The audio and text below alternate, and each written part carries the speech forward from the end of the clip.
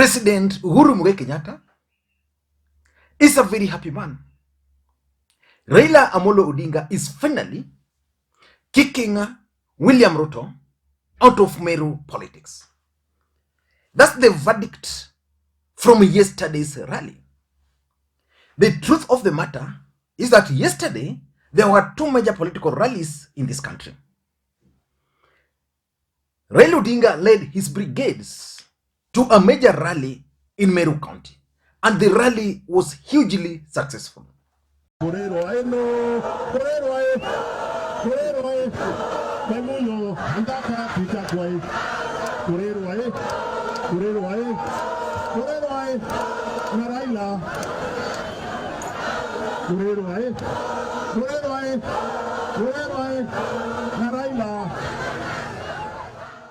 Anaitwa mheshimiwa yuko hapa.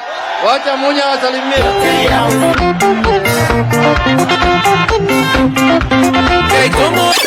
Haya vijana muko. Wameru muko. Mumepokea baba leo.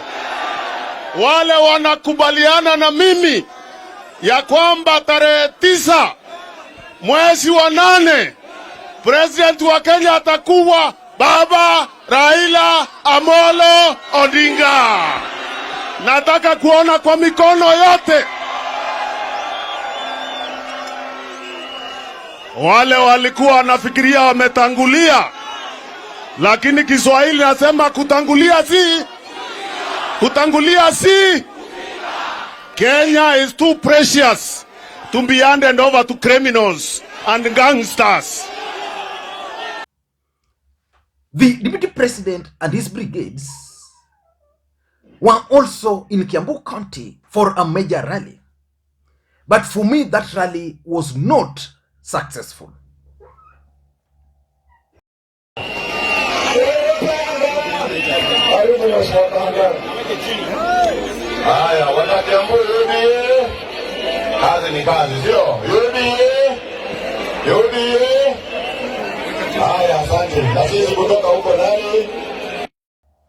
So Uhuru Kenyatta is a very happy man.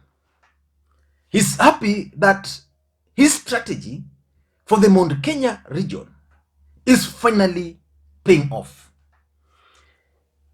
Meru County, where Raila Odinga and the entire brigades were, is significant for Raila Odinga and for President Uhuru Kenyatta for several reasons. Number one, there is the Mount Kenya East factor. You know, Uhuru Kenyatta initially believed that the Kikuyu nation were going to rebel, or if not rebel, were not going to listen very closely to him. So he focused on delivering the Mount Kenya East using various strategies to Raila Odinga. Meru County is key. So in Meru, he ensured that there was Peter Munya and Kiraitu Murungi, and both the two gentlemen are currently speaking in one voice. That was the biggest headache for him, bringing Peter Munya and Kiraitu Murungi together. Number two, Mount Kenya East, if you look at it critically, in 1992, voted for Jaramogi Oginga Odinga. That's when people like Gitobo Imanyara were elected.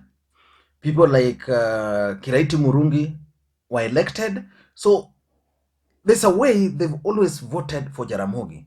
But in 2007, 2013, and 2017, they voted for President Uhuru Kenyatta.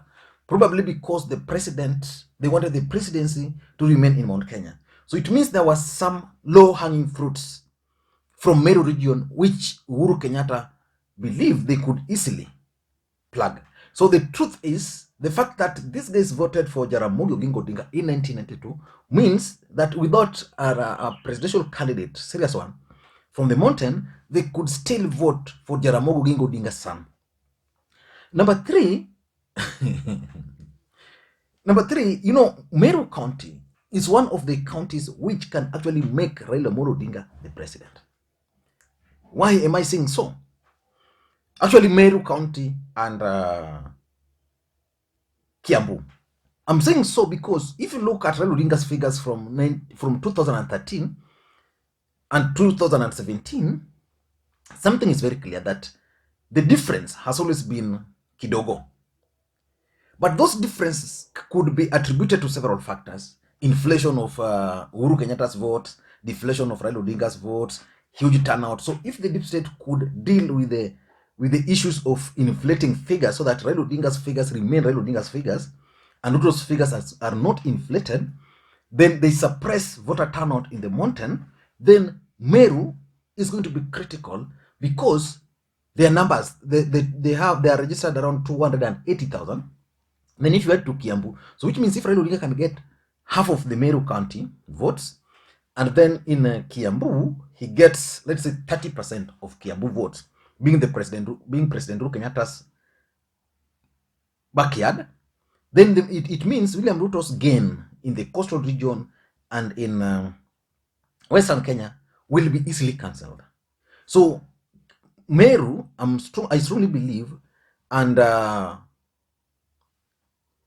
Kiambu can easily help Raila Odinga become the next president of the Republic of Kenya.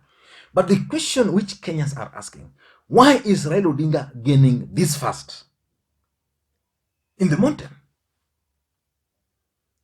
Before we get into all those details, in case you're watching this channel for the first time, please take a second or two, click the subscribe button, so that next time we produce a video like this, YouTube will automatically notify you. And to the subscribers, I want to continue. Thank you guys for your continued support. It's Sunday. I'm actually doing this. I've already prepared myself for church. And I'll be back, but I want you guys to just give this video a thumbs up, drop your comments, and also you can share this channel to your WhatsApp, Facebook, and any other platform. And talking of Facebook, kuna watu hapa, there are people here. I read your comments on my Facebook. I read your comments. You guys are enjoying me. Oh, I always opine here. I read those comments. Those are your comments. Anyway, it's a show of love. So continue following me on my Facebook. And I laugh with my wife a lot when we read those comments. Next time, ukicheza huko, nitakutandeka. It's okay. Now, let us get back now to serious business. Why is Raila Odinga gaining in Meru County? In your own projection, there's a gentleman on this platform. I don't know whether to mention name. It's called Sammy. There are several Sammy, but he knows himself. This guy called me some 4 months ago, if I'm not wrong. And he explained to me the politics of Meru. And he told me that Meru County will depend on Kiraitu and Munya.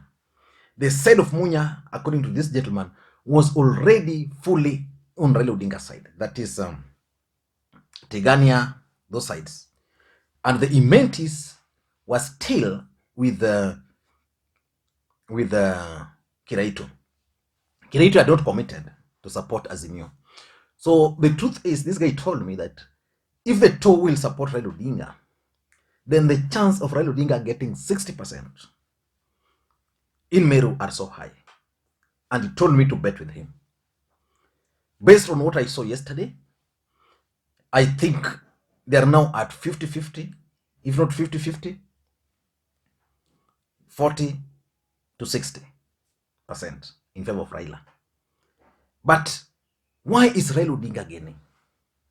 And why is William Ruto losing momentum at this hour? Because his rally in Kiambu yesterday, why is he losing the momentum? So Raila Odinga is gaining the momentum, especially in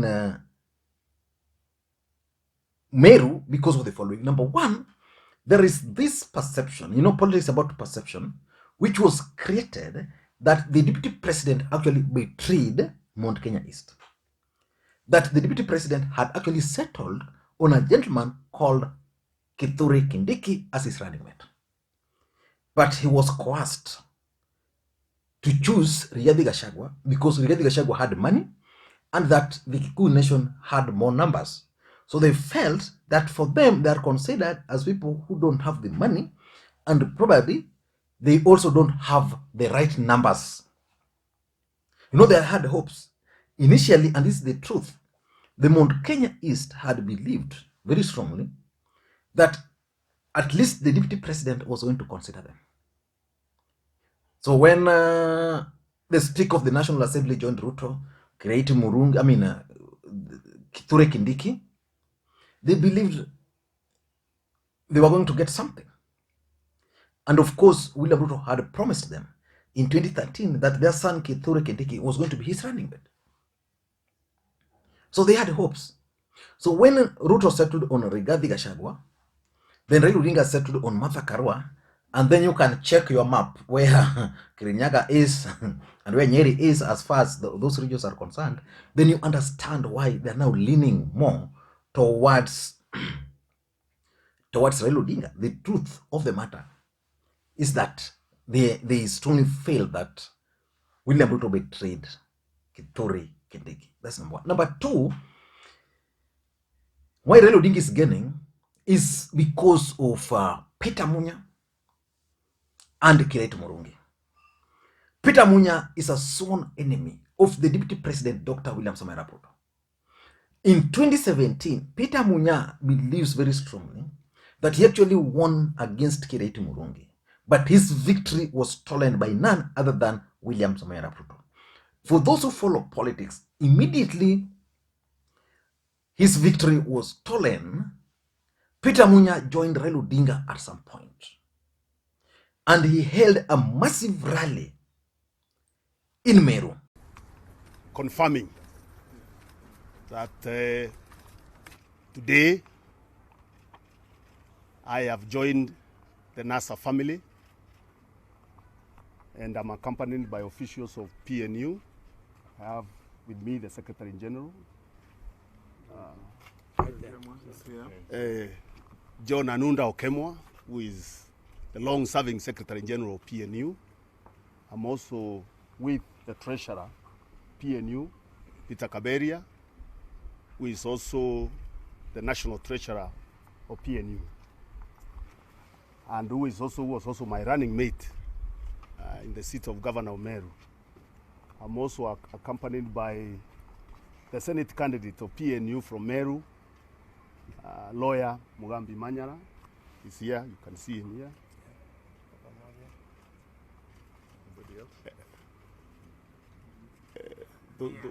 Those are the officials who've been able to join me. That rally shocked President Uhuru Kenyatta.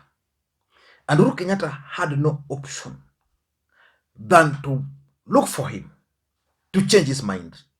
Because Meru was actually going to split. Uhuru Kenyatta is consuming intelligence. So he went and picked Peter Munya, and that's how Peter Munya was actually nominated as a cabinet secretary. And you saw that immediately was nominated. Up to now, he's never seen eye to eye with the Deputy President, Dr. William Samoei Arap Ruto. So Peter Munya is committed on making sure that William Ruto is locked completely out of Meru County. Then there is Kiraitu Murungi, a veteran politician. Kiraitu Murungi has never lost an election. Never. Since 1992. He has never lost an election. So it's also sure that he's going to win this one.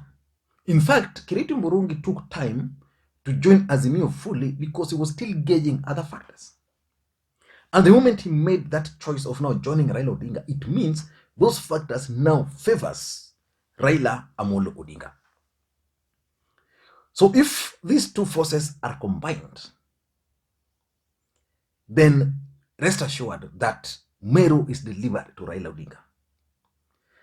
And President Uhuru Kenyatta's scheme of things was very simple. Have Meru, then let's have Kirinyaga, get Kirinyaga 30 or 40%, then now Kiambu a bit of it, then people move on. And I'm sure that the momentum Raila Odinga is picking and the way Ruto is losing momentum in the mountain, Uhuru Kenyatta is going to prevail, and that's why he's so happy. Number three, the truth of the matter is that Meru, or the Mount Kenya East in general, have always had that soft spot for Raila Amolo Odinga. In 2013, they elected an ODM member of parliament, Mpuri Aburo.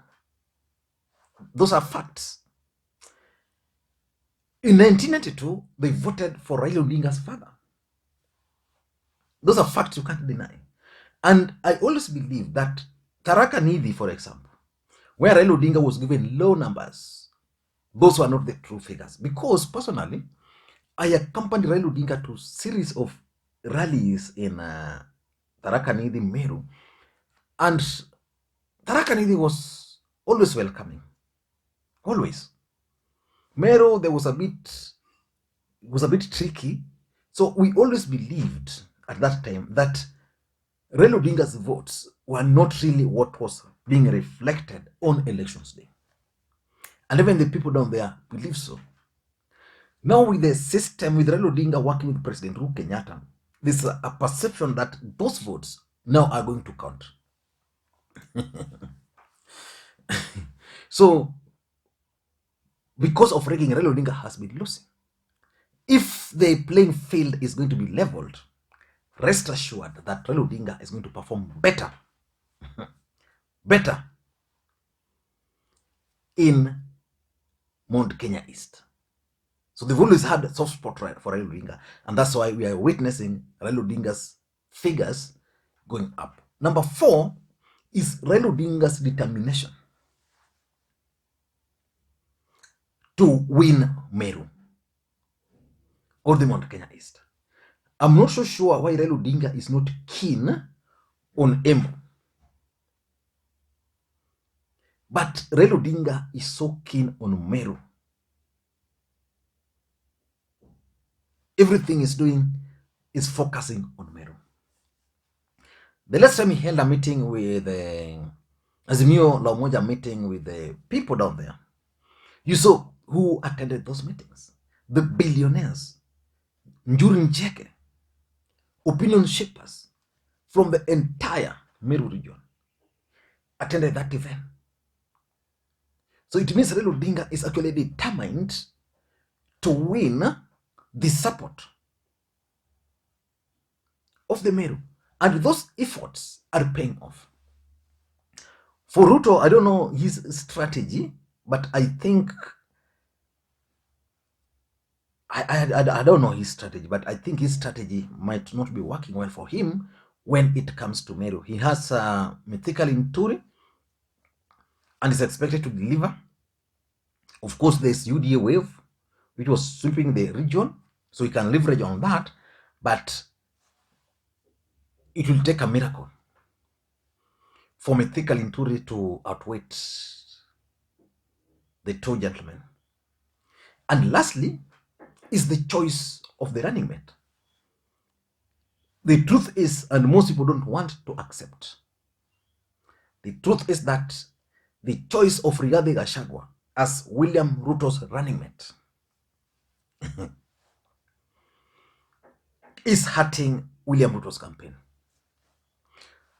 Rigathi Gachagua, as much as is being considered a mobilizer, I consider him a background guy.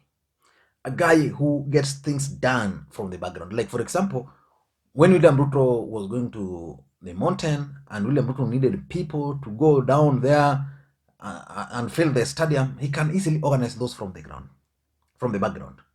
If Uhuru was going to the mountain and Tanga needed people to go and heckle the president, Rigathi Gachagua can easily organize those things from the background.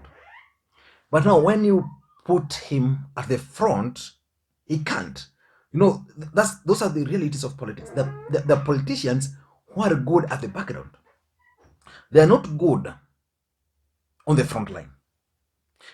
In my view, Rigathi Gachagua falls under that category of politicians who thrives at the background. So now he's been taken to the front line. He can't persuade people. He can't persuade people to support him. I don't know what you think. But that's my take. In case you're watching this channel for the first time, please take a second or two, click that subscribe button, so that next time we produce a video like this, YouTube will automatically notify you. And to the subscribers, I want to continue. Thank you guys for your continued support. Because without that support, this channel cannot be where it is. Thank you guys, and please may you have a good day. Bye bye.